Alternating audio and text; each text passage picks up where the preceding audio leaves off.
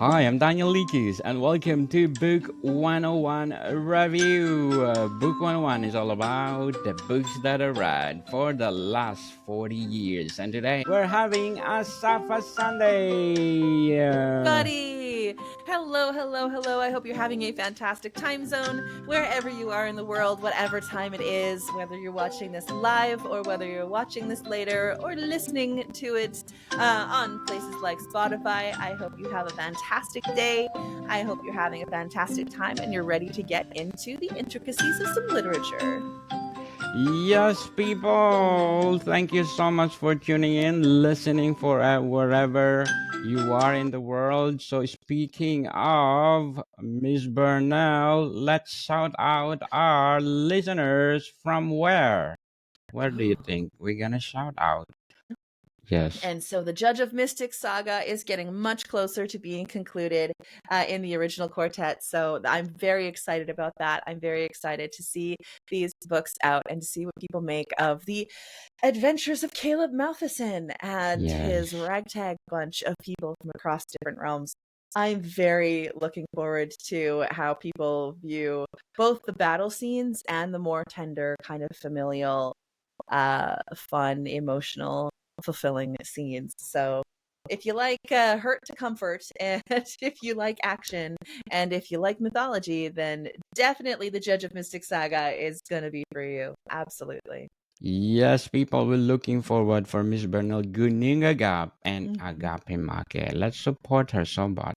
More books to come. So Miss Bernal, let's shout out our listeners from where? Woo, Mexico and Yes. Thailand and New Zealand. Hello, everybody. Thank you so Yes. much for Thank you so listening much. in Mexico, Thailand, and New Zealand.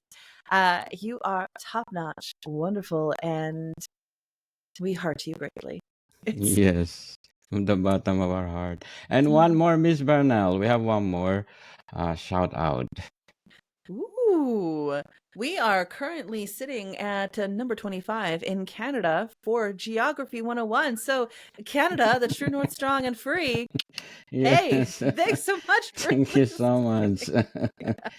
Thank you Ah, so much for being our great listeners, Canada. mm. And of course, Miss Berna for Book 101 review on number 7. Where we are We've we? got St. Kitts and Nevis. St. Kitts and Nevis, you have thank you so much for supporting us here at Book 101 Review, not only once, but twice with Yes. St. Kitts and Nevis for books and for arts. Thank you so much for listening. We hope you get a lot of value out of all of these incredible author interviews, highlights of different novels, and just stuff about writing good books. And thank you so Yes. much to people in Swaziland, Cote d'Ivoire. Oh, epically, epically thank you. Merci beaucoup, Cote d'Ivoire. Merci beaucoup. Thank you so much for the bottom of our heart because this podcast is created to empower writers, authors all over the world like me, Safa Bernal. And I'm very grateful for my feature author of the month, Miss Bernal, Mr. Sebastian Di Castel. Thank you so much for sharing your talents to the world for the month of July.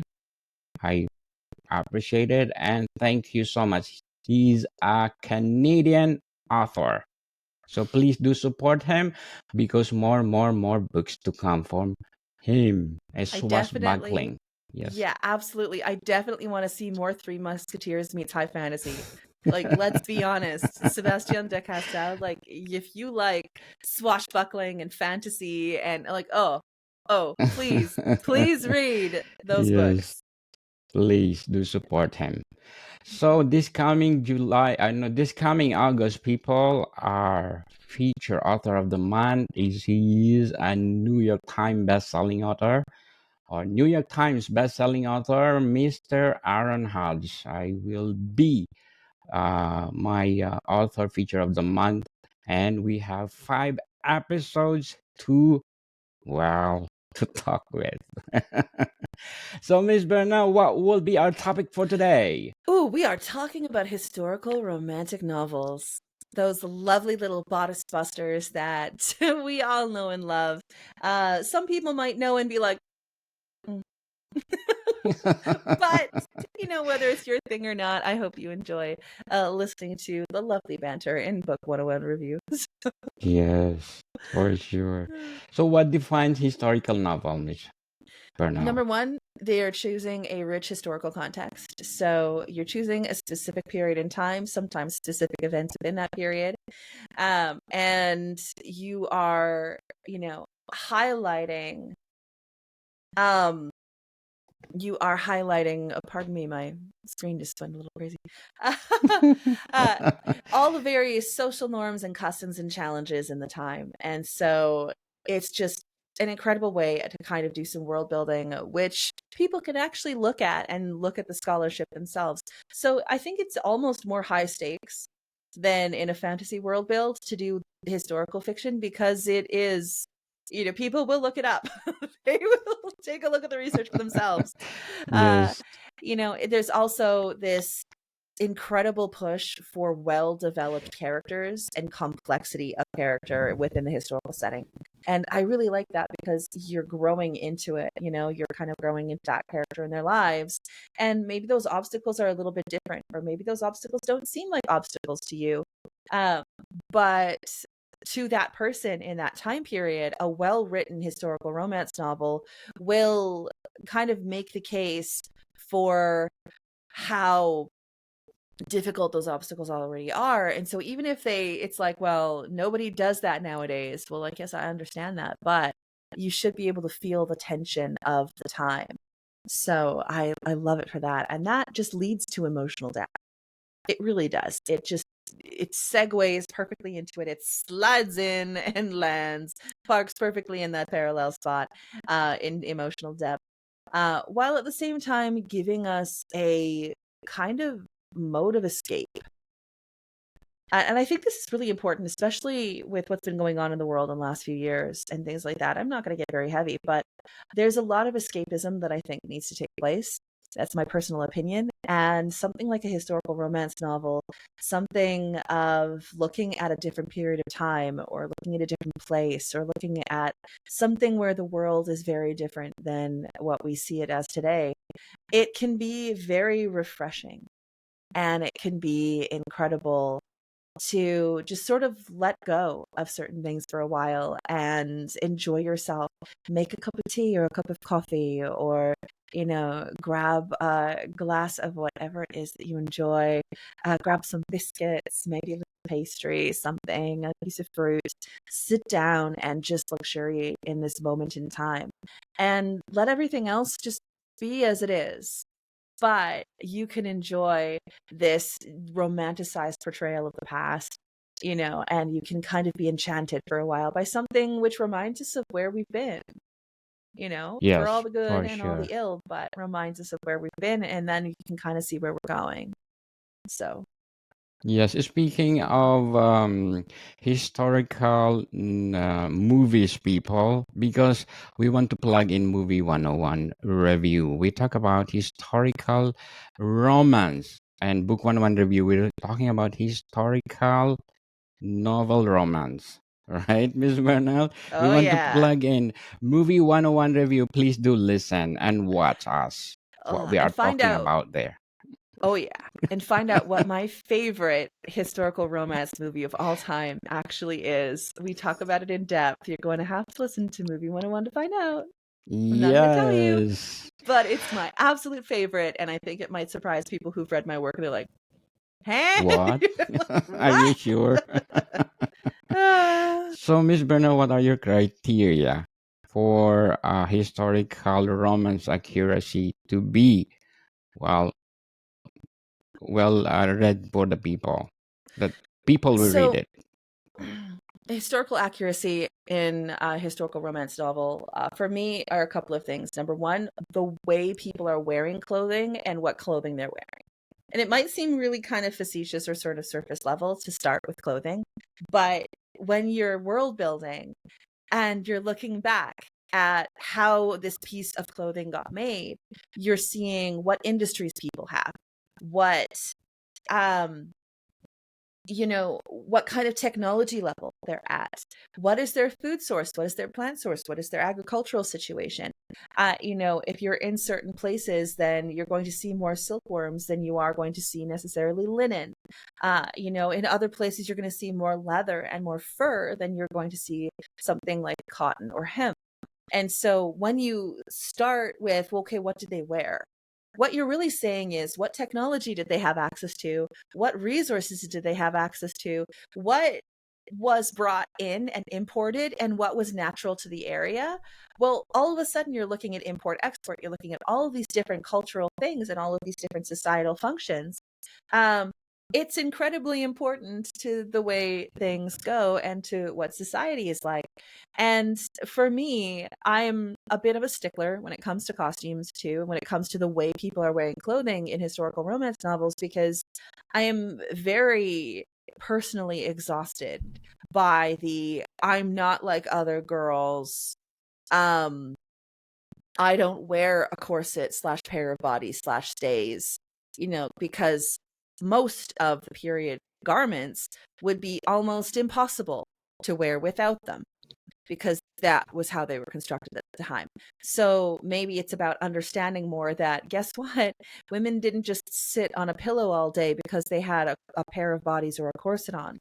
They were out there doing things, working hard, living life. I'd like people to take a look more at how, the everyday, the farmer's wife, the alewife, the woman who's working in the smithy with her family who have a blacksmith shop. They were all wearing their garments, like, so if they could do it, I'm pretty sure that your character can too. And it's not, oh no, all the stuff, la la la. So that's number one. I want to see the costumes being treated right. I want to see that kind of being treated in there. Number two, the technology they had around the house. What did that mean? Nowadays I can go into my refrigerator, grab out my cold brew coffee when I remember to refill it. Pour myself a cup of coffee and grab some ice from the door and sit down there with an icy beverage in the morning. It takes me 5 minutes. But in the 1800s, it was almost unheard of to be able to. Where were you going to get that ice? Somebody had to go to a frozen place on the earth and bring it on a ship and hope that enough of it stayed cold that they could sell it into ice boxes. That was an incredibly precious thing. So how did they have their coffee? How did they, make a meal? Where did they get their food? All of that kind of thing too can create situations where you're not just having somebody like, oh yeah, I'll meet you for sandwiches at 5. Well, is that historical to the time period that you're going into? If it's in the 1960s, yeah, it is. You're going over to the malt shop. But if this is in, 1740, and you've got to take a look at where are they getting that food, what are they eating, and how is that food preserved, and different things like that, because then you have a really interesting thing to be able to say, okay, this person is going to the inn, or this person is getting some food made for them, or they are making food in their kitchen. It has taken them this long, and they can have that romantic conversation, or they can have that talk, or they can have that moment in the homestead, in the house. And you can show that historical context while at the same time adding that scene where maybe the gentleman caller or whoever it is like seeing what it is to be a woman of a certain station for the first time. And maybe there's like, oh, there, that realization of we are raised different, or we do have different, tasks upon us depending on who we are in certain time periods. I think those are my two mains, mostly because those ones affect the way people move and work in a scene a little bit more than architecture in a way, because 4 walls or a circular hut or whatever it is, there's a lot of similar architecture over a lot of periods of times. Houses don't change that much if you think about it, but when it comes down to it, how we eat, how we get our food, how we wear clothing, where we get clothing, how much clothing that we have, what it looks like, how you can run in it, how you transport people from one place to another. Those are the things that really modify the presentation of plot in a scene, and they're things which are very easy to get right and wrong. And if you get it wrong, again, people will, people will call you on it. Um, do your research, you know. Yes, do your research, people. So, Miss Bernal, what are some common challenges in writing historical romance? Number one, the research. Making sure that you're looking at good scholarship. My personal advice to authors who ask me as an editor, because I'm an author, but I'm also an editor. And yes, I do work for a small press. So this is something that I do on a daily basis in my professional career. Um, where are you getting your research, and how close to primary source is it? There are some incredible primary sources out there. People like Abby Cox are doing an incredible amount of scholarship on dresses of historical periods that we actually still have extant examples of. And so she's able to look at that primary source, which is the garment itself, and say, okay, here's a sweat stain here, here's this here, here's this here. This looks like it was changed out. This looks like it was patched. So what does that mean?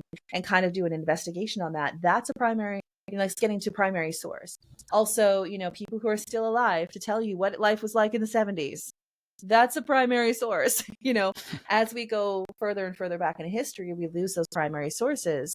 You have to get as close to that primary source as possible, because otherwise you're just kind of in the waters of interpretation being, sloshed around by the tide. And so I would say figuring out how to do your research, where to do the research, and where it matters is incredible. And then the second part of that is discerning how much of the world build to keep in and how much of it you just know because it affects how the characters move in your world, but the reader doesn't necessarily have to see it the whole time. Like, the reader doesn't have to see that this woman is making bread every day by showing a chapter and a half of her making bread every day. But they do have to know that she's tired, she's this, she's that, she's got this loaf, she's eating it, it's okay, so she made it. You see it once and then you just kind of go from there. So you have to kind of choose what parts are going to be important from that research. And then you have to frame that research, and you have to frame those historical moments in a way that the modern person will necessarily understand. And if this is somebody like a reader, the ideal reader, like we say, in creating books, you always have an ideal reader when you're doing a commercial project. You're like, okay, this is the kind of person that I think is going to like this book the most. Well, those ideal readers will already have an education in the historical time period. They will already know certain things. They will already know how, the lady got dressed in the morning. They will already know that they were baking bread. There's a whole wealth of information there that they'll know because they've read other novels like this before, that they've been interested in that time period. They've researched it before. And so for that ideal reader, they need a lot less prefacing. They need a lot less kind of bringing in to this historical period than somebody who's like, oh, I heard this is a really good book, but I really don't know anything about it. Well, that person's going to need a little bit more of a helping hand. So you have to kind of gauge, who is this book for? Is this book for people who are, intensely part of that vibe? Or is it for a more general audience where you're kind of bringing them into the fold and bringing them deeper and deeper through that labyrinth? And that's how you decide how precise and how kind of in-depth you're going to be on certain world building moments. For me, as a myth punk author and a cyberpunk author, I don't often write purely historical fiction. Agape Maki is going to be the closest so far, because it takes place in the classical Hellene period and then also in 1863. So there's two timelines going on there. So I'm definitely telling the stories, but it also includes gods and goddesses. So, it is also has those fantasy elements. But the way that I've had to approach the same kind of idea is with Norse myth. Obviously, Caleb Malthusson, he is the grandson of Thor. And so Asgard makes an appearance in multiple books, including Book of Revels, Ginnungagap, and onward. And for me, I look at certain concepts in Norse mythology, certain concepts in ancient Scandinavian pre-Christian ways, and various things that we do actually have record of. We don't have a lot of records, so that's the first thing. There's not that many primary sources. But trying to define those things, that for me, growing up hearing these stories on my grandfather's knee, in the region, I know so many things. I'm like, oh yeah, this, that, and the other thing, and then blah blah blah, and other people that I'm looking at, they're like glazed over. Going, okay, so this is that, so there's 4 parts to like the quote unquote soul, in a lot of Norse myth. There's the Hammer, there's the Hugr, there's the humming, and they're like, what? And so having to kind of bring in the explanation of what that is very briefly as I'm doing a scene where if Caleb doesn't do something, somebody's going to die. And so, you're like, okay, so yeah, the Hummer, the body. Oh, right. Yeah. Like the Hooger, and so explaining it that way in very small, concise terms, so that people can come along for that ride and come along for that journey where they otherwise might have been a little bit more confused and been like, what are you talking about? Yay! Very well said, Miss Burnell. And because of that, it's so loud. So, can you name historical romance that is based on a true story? Ooh. Um. Well, if you want to get into it, there's been a few about Alexander and Hephaestion lately. Those ones have been quite big. I think you get a lot of historical romance novels based around the time period of various kings and queens in English history. Yes. So, you've got often tragic historical romances with Henry VIII, that, the other Boleyn girl and things like that, like, it became references for film and things like that. When it comes to actual historical figures, there's so many. Here, just a second. Let's say Queen Elizabeth. Well, The first, the that's second. interesting. It's Queen Elizabeth, Queen Elizabeth the First. She definitely, had certain romances of a kind, and there's a lot to write about in her life because it's so nebulous and so incredible. But again, she never married. She Yes. stayed the Virgin Queen for a very, very, very long time until the day she died. I think you get a lot of stories about Napoleon Bonaparte and his love affairs. You get lots of novels about Catherine the Great. Catherine the Great Yes. and her incredible, incredible story. I would say my favorite of them would probably be The Other Boleyn Girl by Philippa Gregory. I did enjoy both the film and the book. And that one, it's a focus on Mary Boleyn, who is the sister of Anne. And if for those of you who are like, oh yes, Anne, right, Anne, yes, Anne Boleyn, the mother of Elizabeth I, who lost her head to her Henry husband. VIII. Literally, she was a real scatterbrain right there in the last second. Sorry, that was a really off-color joke, but no, she was killed. She was killed. She was convicted of treason and dispatched. When Yes. after Elizabeth was born. So also there's The Invention of Wings by Sue Monk Kidd, and that is a 19th century book about an abolitionist, Sarah Grimke. And that one has some intriguing themes in it as well. Lots of socially justice kind of themes, love, things like that. Sarah Grimke is a fascinating figure when you look back. There are plenty of books written about Elizabeth I, about the Virgin Queen.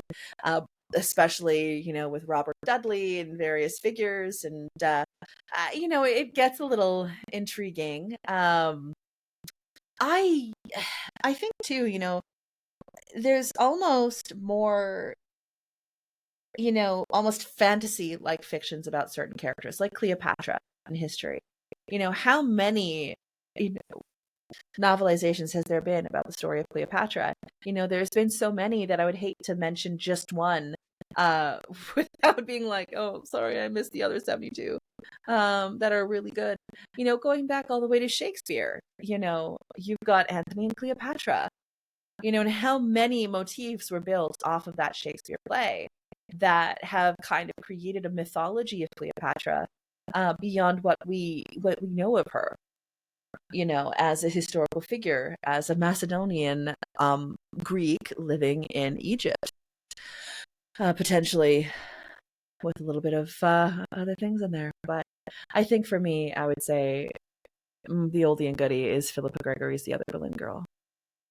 Mm, I agree. That was really good. So, Miss Brenner, what impact do historical novels have on the preservation and understanding of history? They certainly grip people.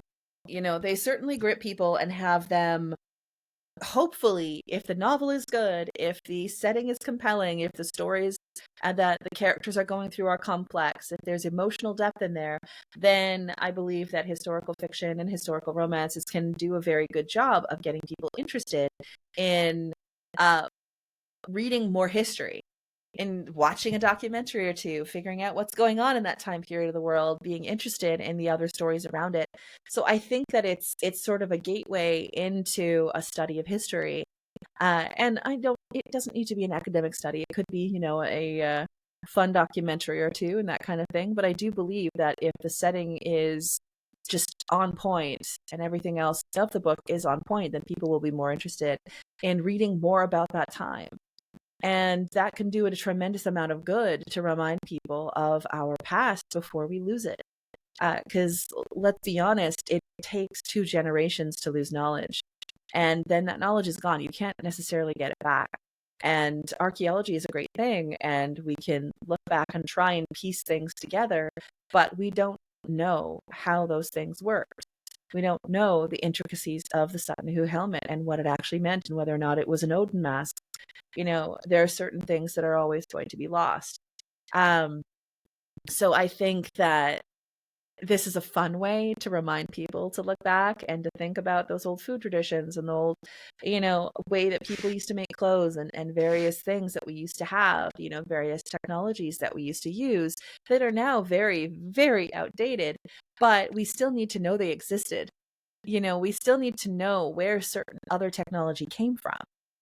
And one way to do that is by telling interesting, intriguing, sometimes romantic, and fantastic stories in those times and keep people interested in what life was like then.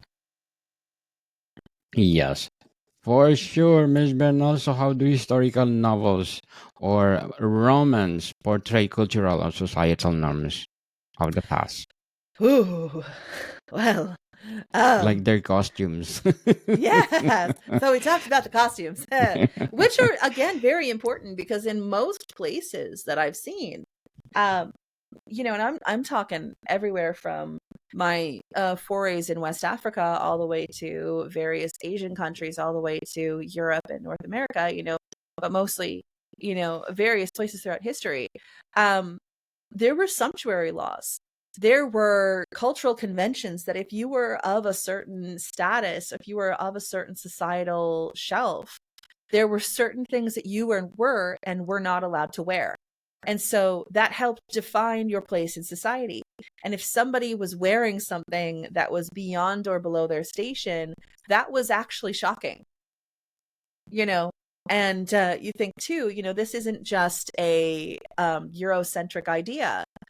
This also happened in the Heian era of Japan. This also happens in various West African societies with things like kente cloth in West Africa. Um, the various patterns of kente cloth can be worn by various people. Certain patterns of kente cloth are reserved for royalty. They are reserved for nana, the chief, the king. you know, they are, kept back. And so you have to earn certain cloth and certain woven patterns and things like that. So it can do, a lot of shock and awe if all of a sudden somebody goes walking out there in something that they haven't earned, or if they're walking out there in something that's beyond them, or underneath them, because where somebody fit within the status of a culture has been historically incredibly important.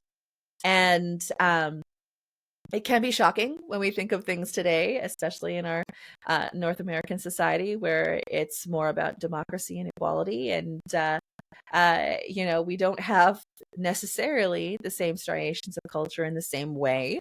At least we don't think we do in certain cases.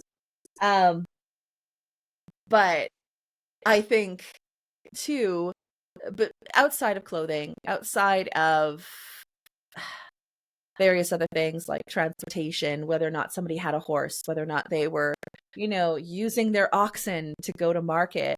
If we're talking, Tudor era England, then most more common people did not have horses. They used oxen. Those are cows. Like they use their oxen to pull their, to pull their plow and do everything that, they'd have a pair of oxen. So are you going into town with a cart to sell vegetables with oxen, or are you kind of trotting by on a horse, or, how are you getting places? That too can kind of show the cultural divide. Whether or not you're a part of certain religious organizations, that too can show a lot of divide and a lot of, union between different peoples, and create a lot of conflict, especially if it's a forbidden romance story where, say, somebody is part of the clergy and they fall in love. Well, that is going to be a very forbidden romance. Unless your name is Borgia, pardon me. uh, Look at the history, people. Wait, there's a lot of stories you can tell. um, I think too. I look at women and the roles of women. Obviously, I am one, so I do have somewhat of a natural authority to speak about the roles of women. But two, what was the role of that specific female character? Was she sitting on a dainty little chair learning how to be a proper lady so she could get married someday to some minor lord? Or did she have her sleeves rolled up and was, hammering iron to make nails in her parents' blacksmithy? And blacksmiths' wives made nails. They actually helped with all of the things that a blacksmith would do. Same thing with potters and carpenters and a whole bunch of, like alewives and a whole bunch of different functions. I mean, yes, carpenters had guilds, so when you get into guilds, then you kind of separate from women. But if somebody came from just the village, they're not just sitting there all day doing embroidery, waiting for their prince to come. They're working hard. They're, helping with the other, with their siblings. They're making meals. They're baking bread. They're cleaning. Laundry took a week. Laundry was a huge circumstance that would take a lot of time. What they filled their time with depended on the technology of that period.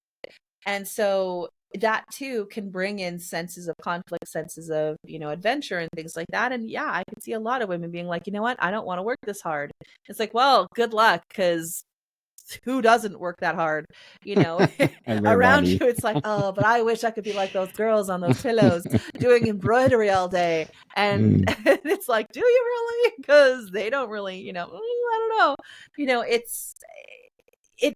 I think those are massive ways that you can kind of see the conflict of the period, and you can kind of see that sort of cultural reverence and irreverence depending on how the character handles it. Just by everyone's sake, please, please, please don't just make your female characters not like other girls.